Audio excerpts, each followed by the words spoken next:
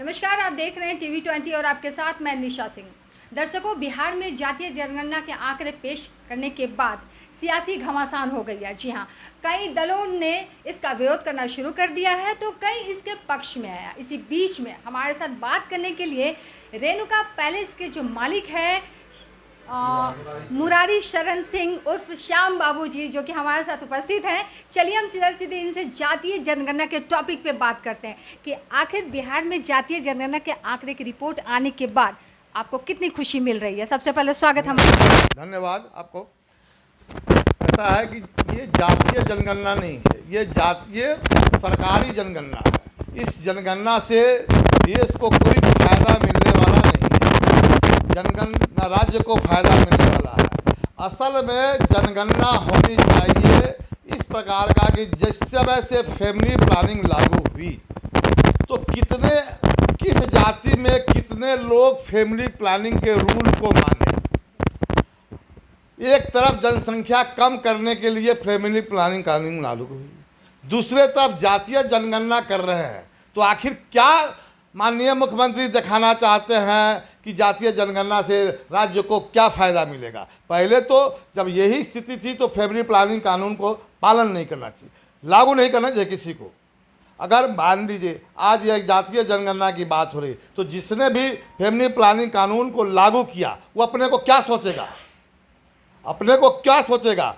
यही ना सोचेगा कि हमने अपना अस्तित्व कम किया, यही तो सोचेगा। तो हम माननीय मुख्यमंत्री से ये सोचना चाहते हैं कि फैमिली प्लानिंग का आखिर क्या कानून हुआ, क्या पालन करने का रूल। सबसे पहले किस जाति में कितने लोग फैमिली प्लानिंग को माने, अपने हम दो हमारे दो में सीमित रहे, और जो सीमित नहीं रहे उनको तो मौलिक अधिकार से अलग करना चाहिए, क्योंकि ये देश को कानून को पालन नहीं किया। और नहीं तो कल से यही होगा कि सब कोई 100 बच्चा पैदा कर लेंगे। की रिपोर्ट से आप लोगों को क्या लग रहा है, कोई फायदा है क्या? फायदा हमको तो कहीं से कुछ समझ नहीं आ रहा कि जातीय जनगणना किस आधार पर हुई, किस सिस्टम से हुई, एक्चुअल है या नहीं है। इस पर बड़ा गंभीर विषय है कि एक्चुअल है या नहीं है। ये भी सुनने को मिल रही है कि ये जातीय जनगणना के पीछे मतलब कुछ धांधली चली है, ऐसा कुछ मतलब किससे क्या कही। यही ना कहना चाहता हूँ कि ये सरकारी गणना है, इसको मैं गंभीर विषय है कि एक्चुअल है कि नहीं है। मैं यही कहना चाहता हूँ, ये सरकारी धांधली है।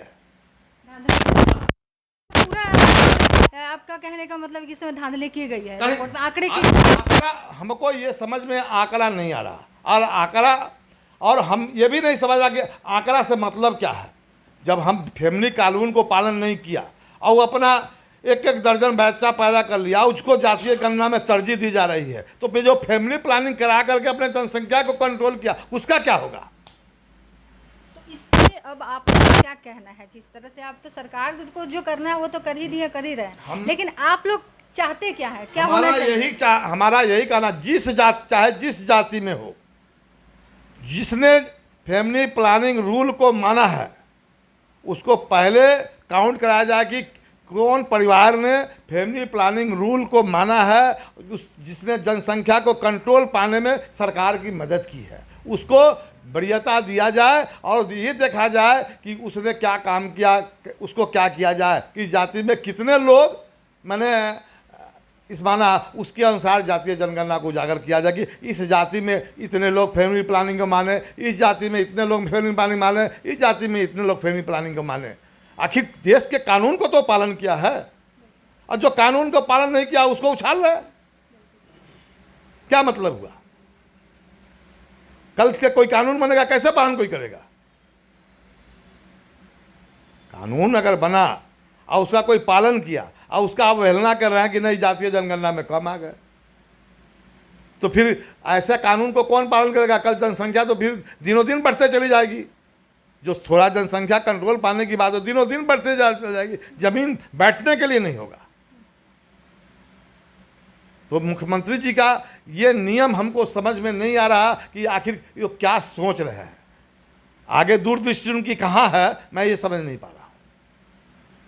चलिए, तो कहीं ना कहीं नाखुश दिख रहे हैं और देख रहे हैं आपके सामने जातीय जनगणना की आंकड़े की रिपोर्ट आने के बाद क्या पब्लिक, क्या जनता कह रही है, आपके बीच हम ला रहे हैं। लेकिन थोड़ा सा एक सवाल मेरा और है, तो क्या मतलब आप लोग नाराज़गी कहाँ तक, मतलब इसको कैसे, क्या चाहते, कैसे इसका समस्या का समाधान किया जाए, क्या चाहते क्या है आप? मैं बताया नहीं कि इसमें माननीय मुख्यमंत्री से मैं अनुरोध करूंगा कि कम से कम वैसे लोगों को उजागर करें जिसने जनसंख्या कंट्रोल के लिए आगे देश के सामने आया, देश हित में आया, राष्ट्र हित में आया, वैसे आदमी को पहले उजागर करें, आगे लाए कि इसने देश हित में, राष्ट्र हित में काम किया, फैमिली प्लानिंग ला करके अपने जनसंख्या को कंट्रोल करने में देश की मदद की। जो देश की मदद नहीं की उसको उजागर कर रहे हैं, और जो देश को मदद किया उसको नीचे गिरा रहे हैं। तो हम तो ये समझ नहीं पा रहे हैं इस कानून को। तो क्या संदेश देना चाहेंगे हमारे चैनल के माध्यम से, चूंकि ये जो रिपोर्ट है हमारी, जो ये जो न्यूज़ है वो आप माननीय मुख्यमंत्री तक पहुंचेगी, तो आप क्या संदेश देना चाहते हैं? मैं संदेश यही देना चाहता हूँ, मैं बार बार कह रहा हूँ कि वैसे आदमी को उजागर करें जो जनसंख्या कंट्रोल के लिए देश हित में, मैंने फैमिली प्लानिंग को लागू करके हम दो हमारे दो में रहा, हम दो हम हमारे एक में रहा, ये आपका है, हमारा ये मुद्दा है। बहुत धन्यवाद। धन्यवाद। तो आपने देखा, सुना इन्होंने क्या है, इनका नीतीश क्या है, क्या शिकायत, और क्या ये संदेश देना चाहते हैं कि जनगणना को लेकर के कहीं ना कहीं लोग नाखुश दिख रहे हैं, और बहुत सारे ऐसे पार्टी हैं जो कि इसके पक्ष में भी है। तो इसी तरह हम आपको और भी लोगों से जातीय जनगणना को लेकर के आंकड़े की रिपोर्ट जो आई है उसके बाद हम ऐसे करके में अब जो भी लोग हैं वैसे जो कि नाखुश है उनसे हम फिर से रूबरू होंगे और उनकी भी रिपोर्ट में उनकी मन की बात को जानने की कोशिश करेंगे, और आपको अपने TV20 के माध्यम से जरूर दिखाएंगे। तो सिर्फ और सिर्फ TV20 से जरूर बने रहेगा, हर तरह की खबर से हम आपको अपडेट कराते रहते हैं। फिलहाल मुझे दीजिए इजाज़त। निशा सिंह, बहुत बहुत धन्यवाद।